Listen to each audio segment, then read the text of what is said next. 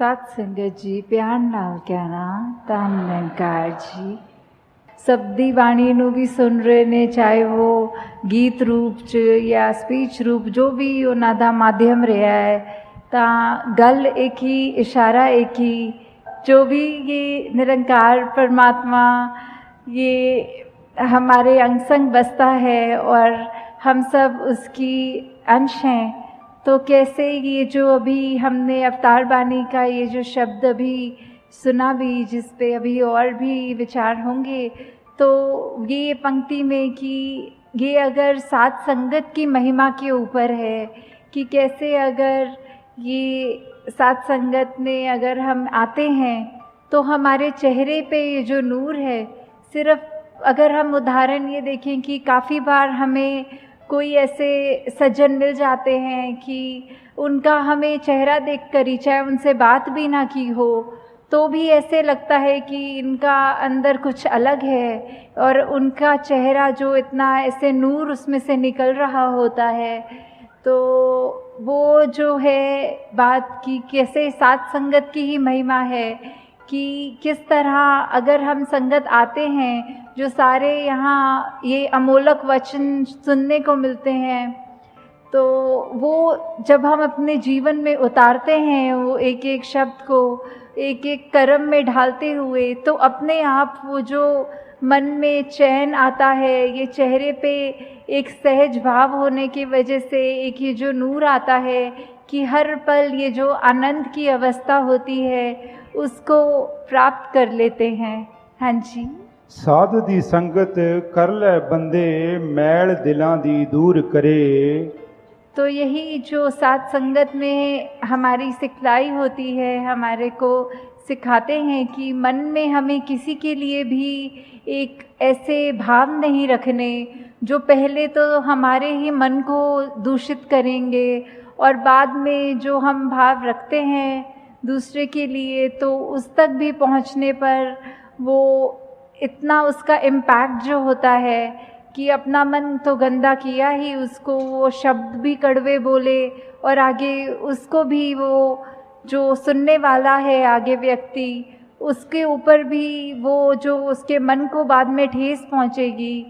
तो हम जितना संगत में आएंगे ये हम इन कमियों से दूर उतना रहेंगे। हाँ जी। साध दी संगत कर ले बंदे दुख दलिदर होवन दूर। ये जिंदगी में ये जब अब तक हमारा जीवन है, ये उतराई चढ़ाई तो आती ही रहनी है, तो फिर ऐसा क्यों कहा जा रहा है कि दुख दूर होगा? ये सिर्फ इसलिए कि ये जब हमें ब्रह्म ज्ञान मिल जाता है, हमें अपना असली पहचान अपनी समझ आ जाती है, ये प्रभु परमात्मा निरंकार हमारे चारों ओर है, ये एहसास हर पल जब रहता है, तो उसके बाद हम जब मान लेते हैं कि ये निरंकार पूरा है, इसका किया सब पूरा है, तो अगर ये हमारी जहाँ ज़िंदगी है, चाहे हमारे मटेरियलिस्टिक रूप में या स्वस्थ रूप में या कोई भी ऐसी चीज़ जो हमें उस समय लग रही हो कि हमारे ये अनुकूल नहीं है, तो भी इसमें भी उस सिचुएशन के अंदर भी हमें ये पता है कि तेरा किया सब पूरा है, तो उस समय यही भाव होते हैं कि चाहे ये सिचुएशंस हमारे अकॉर्डिंग नहीं है, पर ये निरंकार की दी गई घड़ियां हैं, ये सिचुएशंस हैं, तो ये भी बिल्कुल ही ठीक हैं, क्योंकि जो निरंकार ने दिया है सब उसमें शुक्राना भाव, वो जैसा भी सिचुएशन है वो हमारे लिए उस समय वो बिल्कुल बहुत अच्छी सिचुएशन है। हाँ जी। साध दी संगत कर ले बंदे जांदा रहेगा मान गरूर। तो संगत में हम जितना आते हैं, हम अपने विकारों के ऊपर काम कर सकते हैं। वो बातें ये एक तरह से जो मोती हैं इस इतने बड़े तालाब में, वो उसको चुन चुन के जिसमें एक एक मोती की वैल्यू इतनी आ रही है, तो मन से हमारे जो भी खामियां हैं वो सब दूर हो जाती हैं और सिर्फ ये अच्छे भाव ही जो ये सब संत महात्माओं के साथ जो आप सब ब्रह्म ज्ञानी यहाँ बैठे हैं, तो किस तरह वही भाव हैं जो ज़िंदगी को तब्दील कर सकते हैं, जहाँ मन में हमेशा प्यार और ऐसी अच्छी भावनाएं होनी चाहिए, और बिल्कुल भी ये गुरूर और उस तरह की खामियां नहीं होनी चाहिए। तो ये सब हमें फिर सत्संग की इम्पोर्टेंस के ऊपर ही दर्शाते हुए कि ये सब भी फ़ायदे हमारे तब तक जीवन में हैं जब तक हम सच्चे मन से सत्संग आके सत्संग को सत्संग की तरह करके, सिर्फ वो ना समझ कर कि आए हैं और इतने से इतने बजे तक का अनाउंसमेंट है सत्संग का, तो आए बैठे सुने चले गए, पर वो सब हमें अपनी लाइफ में इम्प्लीमेंट करना है। जब तक सुनकर उनको कर्मों में नहीं ढालेंगे, अपनी सोच को नहीं बदलेंगे, तब तक वो शब्द सिर्फ शब्द तक ही रह जाएंगे। हाँ जी। साध दी संगत कर ले बंदे अण डिठा रब पाएगा। तो जब हम ये संतों के बीच में विचरण कर रहे हैं अपना ये संगत में, तो ये हमें क्या, हर एक जो संत है ब्रह्मज्ञानी है वो परिचित है इस प्रभु परमात्मा निरंकार से। सबने रूबरू होकर आमने सामने ये परमात्मा को जहाँ देखा है, और वहाँ कहा भी जाता है कि ये परमात्मा को कोई नहीं देख सकता, पर यहाँ इतने दावे से अवतार वाणी में ये अगर अंकित है कि ये अनडिठा दिखेगा,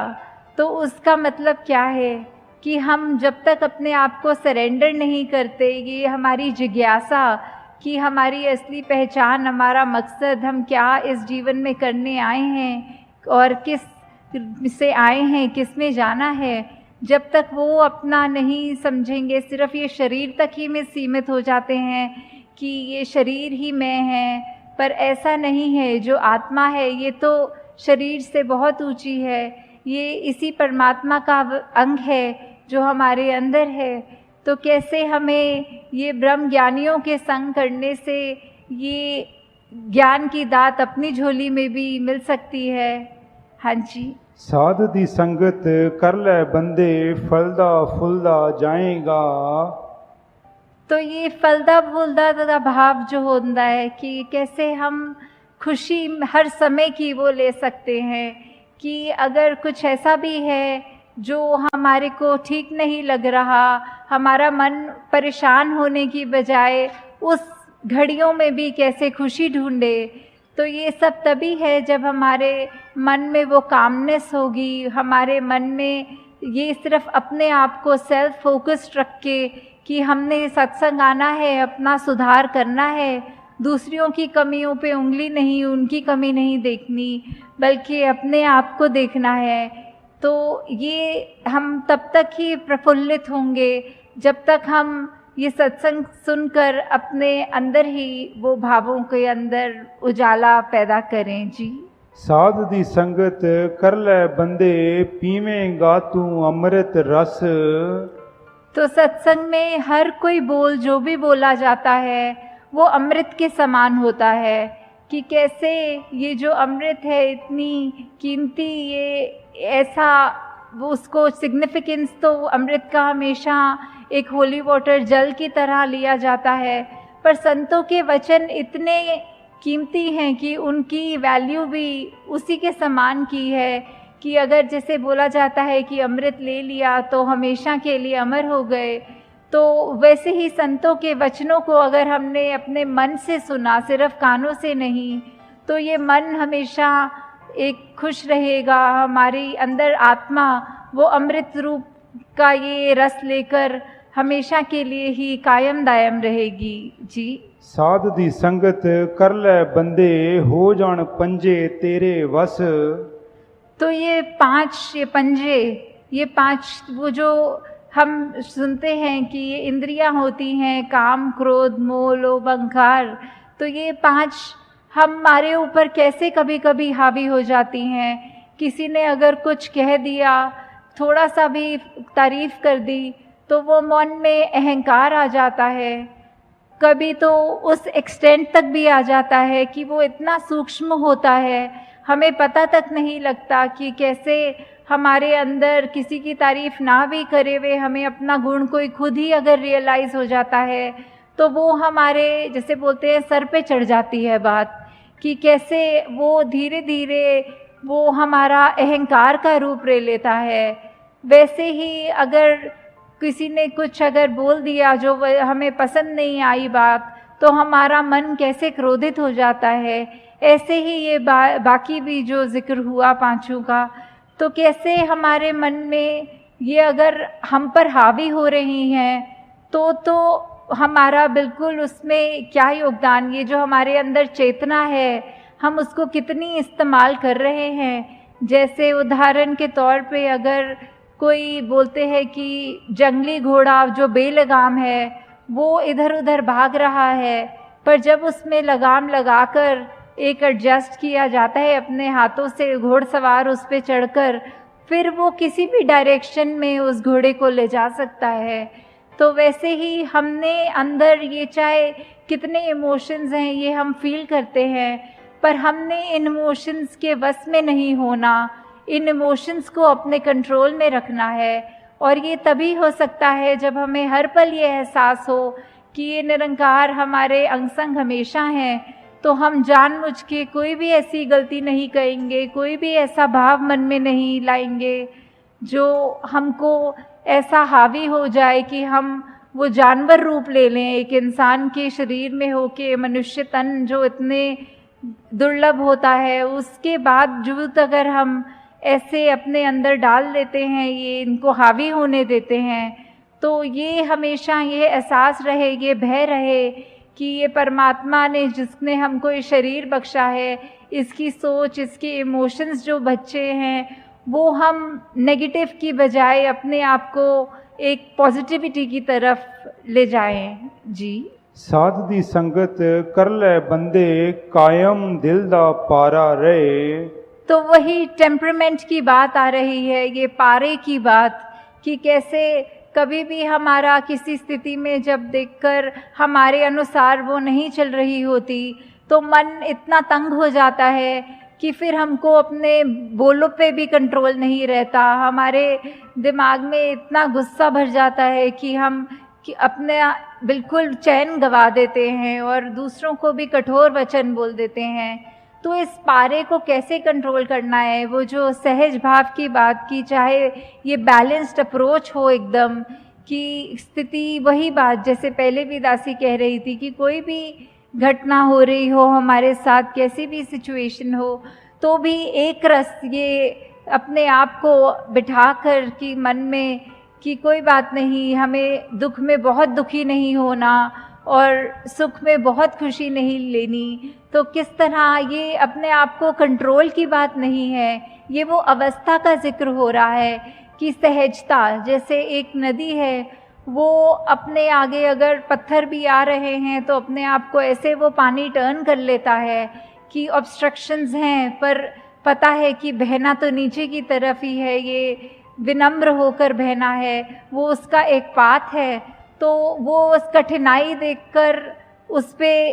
वो नहीं कहना कि अब आगे एक रुकावट है, इतना बड़ा पत्थर है, तो अपने आप को मोल्ड करना, वो बात की सहज अवस्था का जिक्र कि ये कैसे हमने कुछ भी हो अपने आप को ये इस तरफ इंक्लिनेशन नहीं रहनी कि हमारे को नेगेटिव होना है, बल्कि कोई दूसरा सोल्यूशन देख के अपने रिएक्शंस को चैनलाइज करके एक पॉजिटिविटी की तरफ आना है। हाँ जी। अवतार मिले जे साधु पूरा मन नाए आवारा रहे। तो कैसे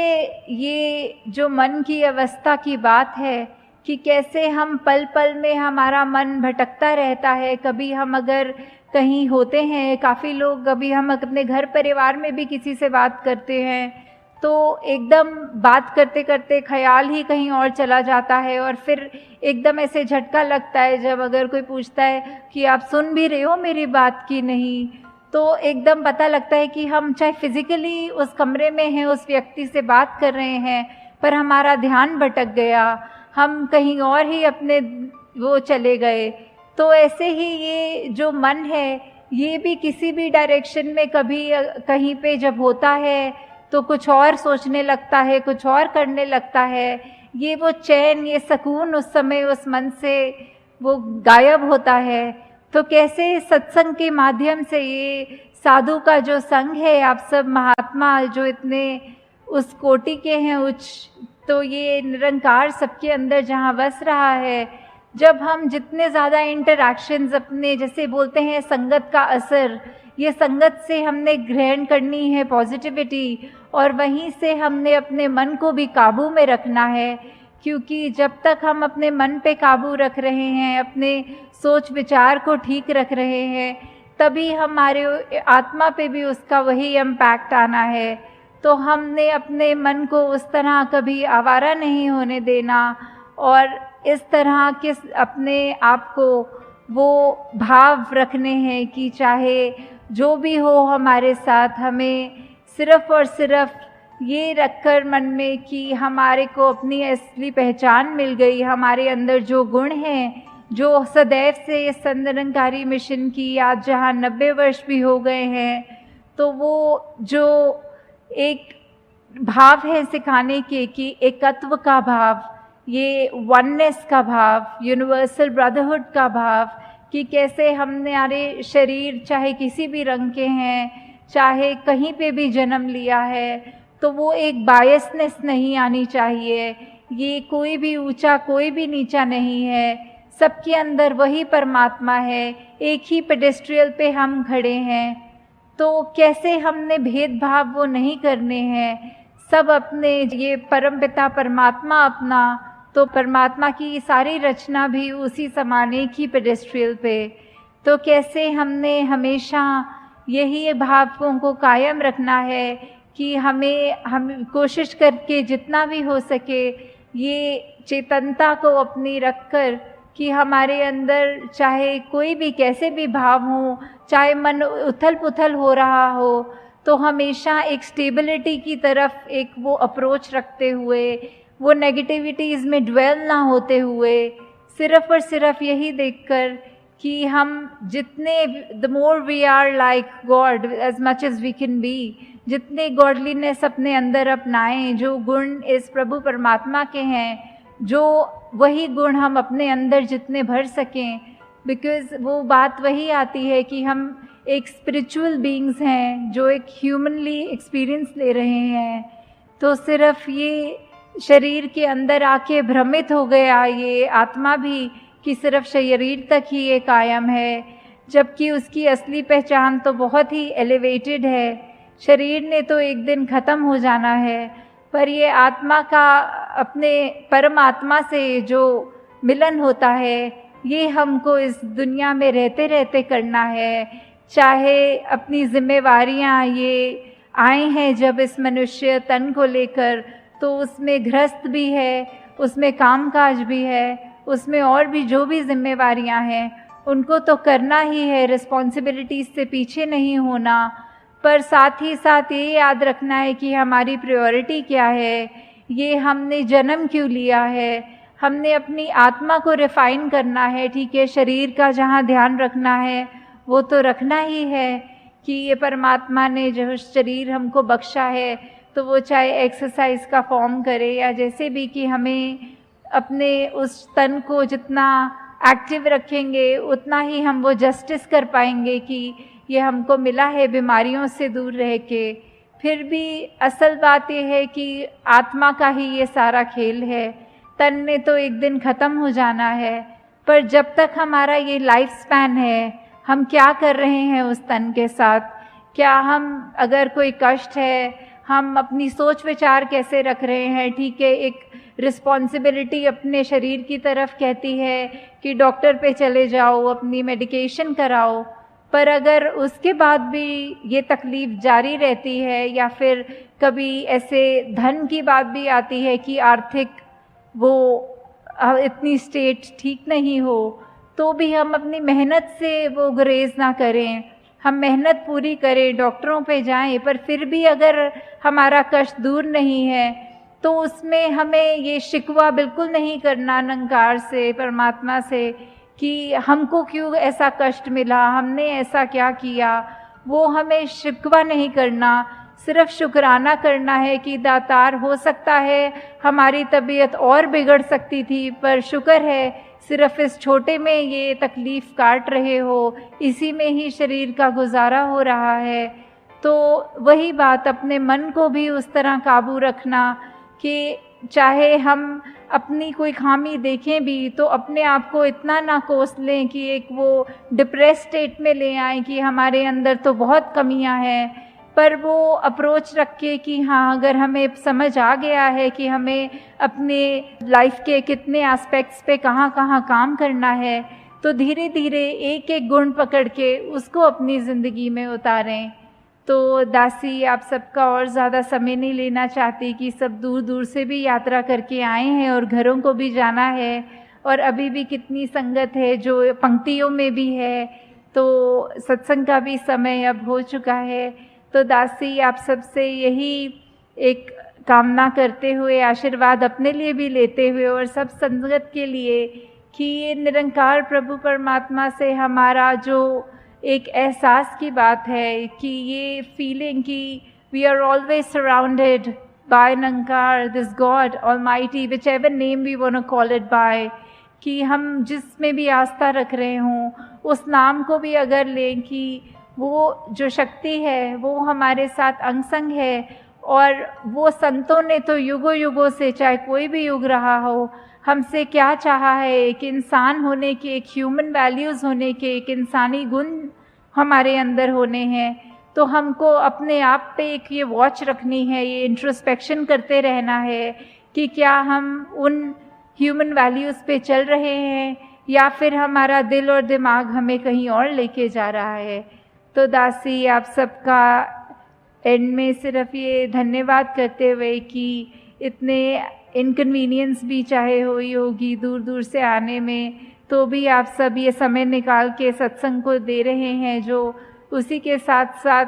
सेवा और सुमिरन भी कर रहे हैं। तो दातार कृपा करे सभी पर कि चाहे ये जो भी तन मन धन सब परमात्मा का ही है और वो उसी काम आए, दूसरी नेगेटिव काम किसी ना आए।